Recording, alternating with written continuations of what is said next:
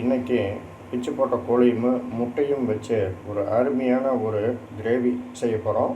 அதுக்கு ஃப்ரை பேனில் எண்ணெய் சேர்த்தி சூடாகிட்டுருக்கு. இப்போது எண்ணெய் சூடாகிடுச்சு. இந்த ஸ்டேஜில் நம்ம வெட்டி வச்ச பெரிய வெங்காயத்தை இதில் சேர்த்துக்கலாம். இதையே நல்லா பொன்னிறமாக வதக்கிக்கலாம்.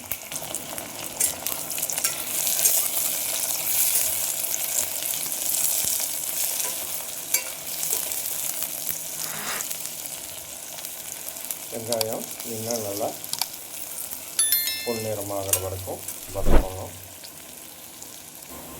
இப்போது நம்ம தக்காளி சேர்த்துக்கலாம்.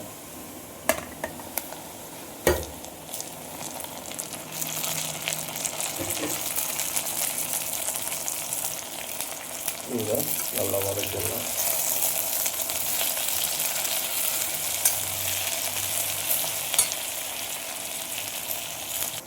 இப்போது இது கூட காஷ்மீரி மிளகாய்த்தூள், மஞ்சத்தூள், மல்லித்தூள், மிளகாய்த்தூள், கறி மசாலா தூள் இது எல்லாத்தையும் இதோடு சேர்த்து வைக்கிறேன்.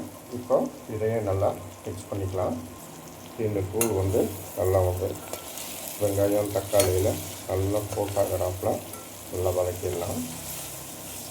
இப்படியே ஒரு 2 நிமிஷம் நல்லா வதங்கட்டும்.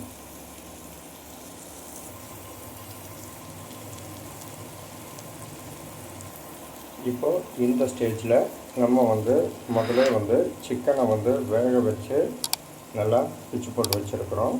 இதை இதோட சேர்த்திக்கலாம்.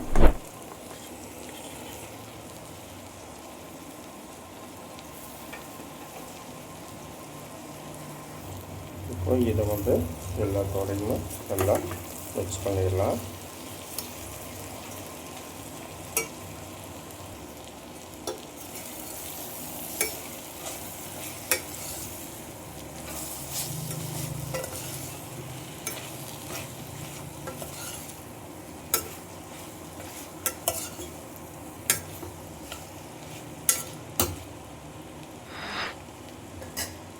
இந்த ஸ்டேஜில் நம்ம சிக்கன் வேக வச்ச தண்ணியை இதோட சேர்த்துக்கலாம்.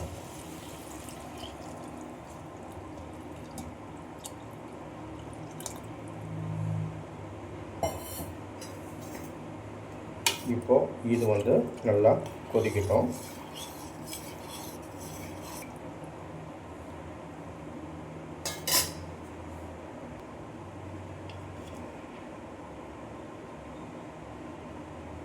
இப்போ இந்த கிரேவிக்கு தேவையான அளவு உப்பு சேர்த்துக்கலாம்.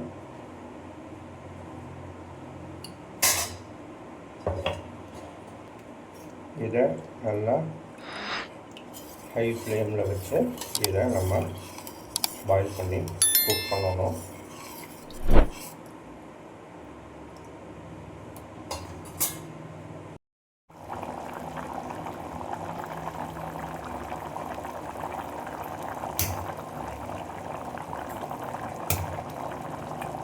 இந்த ஸ்டேஜில் நம்ம ஒரு முட்டையை கூட ஊற்றிக்கலாம்.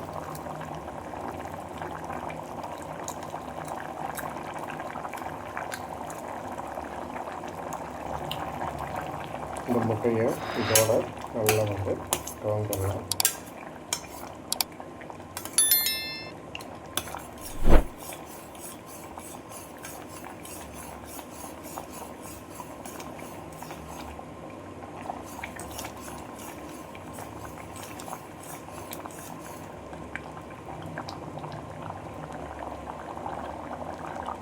இப்படியே ஒரு 5 நிமிஷம் நல்லா கொதிக்கட்டும்.